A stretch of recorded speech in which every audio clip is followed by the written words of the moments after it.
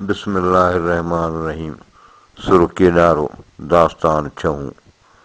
पाक जनी जा पेर खटा हेठि न हेरुआ।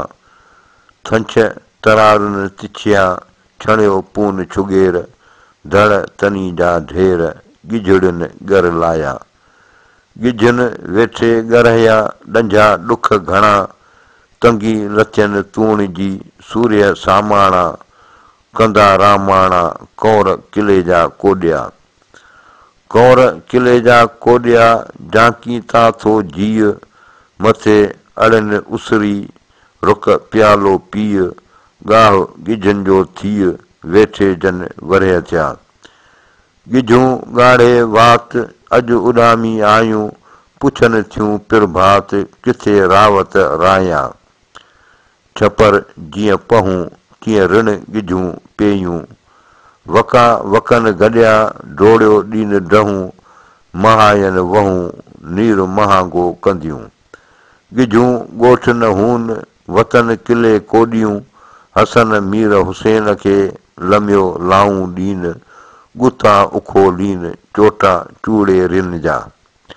गिझड़नि ॻारो रातो ॾींहां रिण में।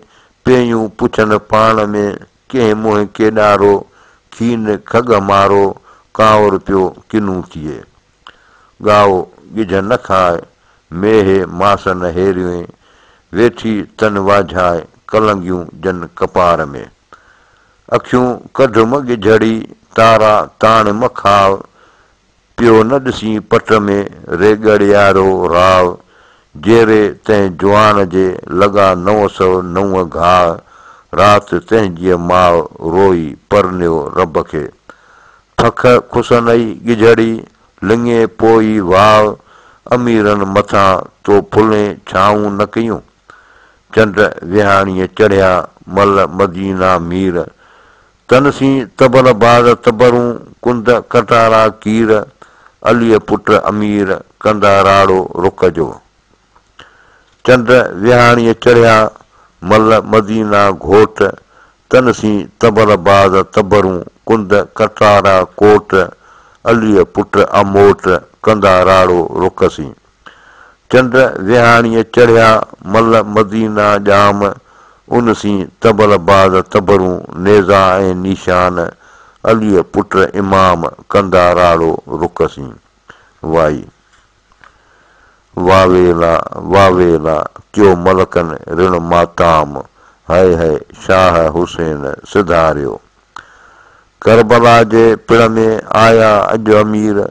झुड़ वराए झोरीअ झलिया तरफ़ संदी तकदीर। करबला जे पिण में खीमा खोड़ियाऊं। जेका तकदीर रब जी लिखियो लोड़ियाऊं। फर्ज़ंद अलीअ जा दादुला मूंथे कोॾ निपाया। बीबीअ बतूलत जन्नत ख़ातून पार कढी गर लाया। फर्ज़ंद अलीअ जा दादुला चयो बीबीअ बतूलता। खून छिकींदियसि अव्हां जो जानी ॾींहुं क़यामता। पसी सख़्ती मीर हुसैन जी रुनू नबियनि ज़ारो ज़ार। मलक फलक धरती धुबी आई अर्श मथां ओचगार। वल्लाहु अलम। सुर केॾारो पूरो थियो।